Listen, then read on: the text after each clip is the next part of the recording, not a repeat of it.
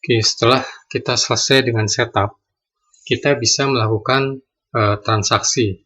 Jadi transaksinya hanya sederhana. Tadi kan kita sudah menentukan nama-nama mereka yang menyewa.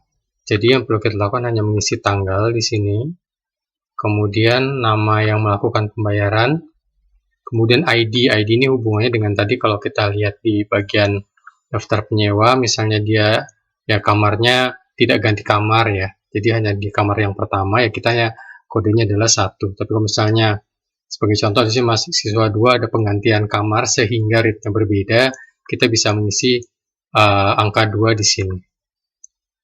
Kembali ke penjualan.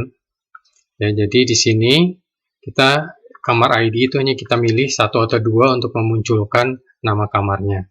Kemudian ini adalah bulan pembayaran. Jadi pembayaran ada pembayaran deposit atau lain-lain.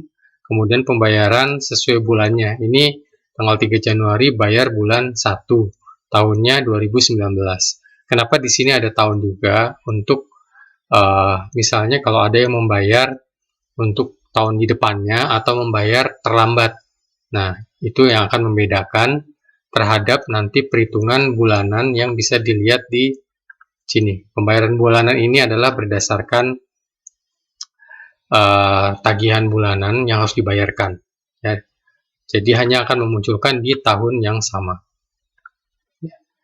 Jadi di sini tinggal diisi kemudian pembayaran bulanan. Kalau mau didetailkan silahkan. Kemudian di sini ini juga jangan lupa diisi rekeningnya. Ya. Rekeningnya apakah itu kas, BCA atau yang lain-lain kalau sudah di-share di depan, ataukah ini bentuknya piutang. Kemudian di sini adalah kategorinya. Ini pendapatan sewa kamar kos.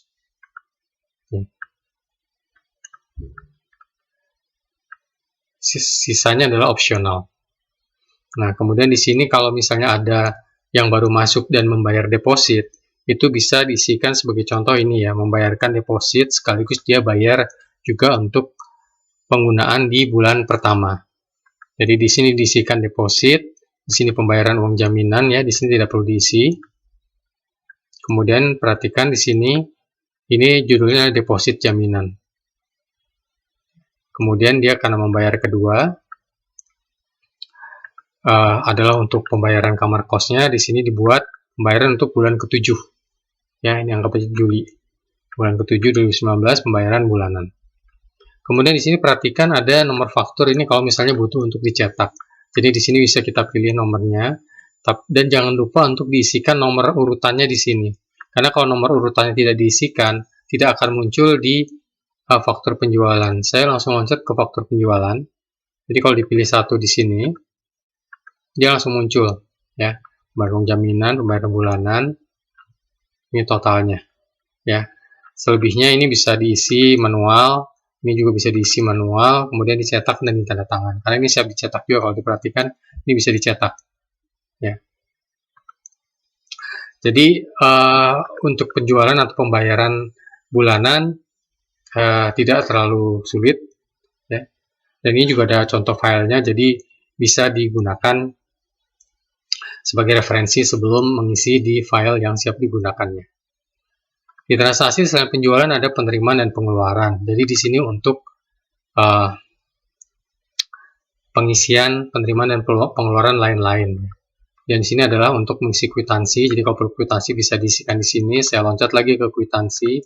Jadi kalau kita pilih misalnya 2 akan muncul otomatis, ya, dan bisa langsung dicetak juga. Ya.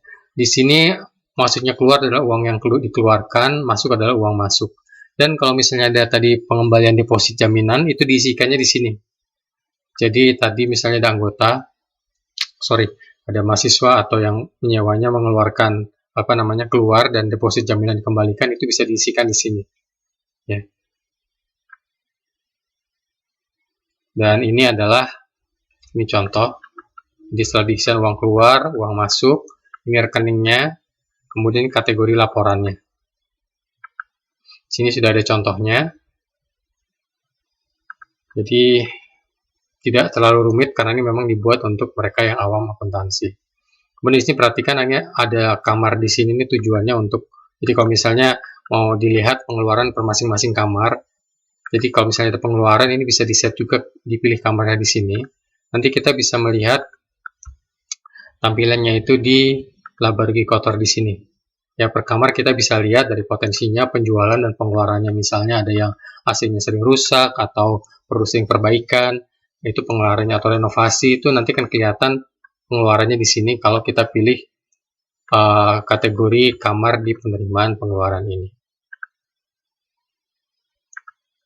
Oke, setelah pengeluaran, ini adalah mutasi rekening. Ini hanya untuk perpindahan rekening saja, ya.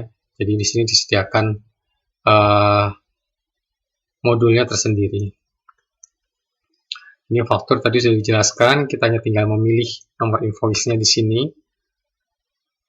Data akan muncul secara otomatis. Demikian juga untuk kwitansi. Jadi transaksi juga tidak terlalu rumit. Monggo coba-coba di file yang ada contoh isiannya.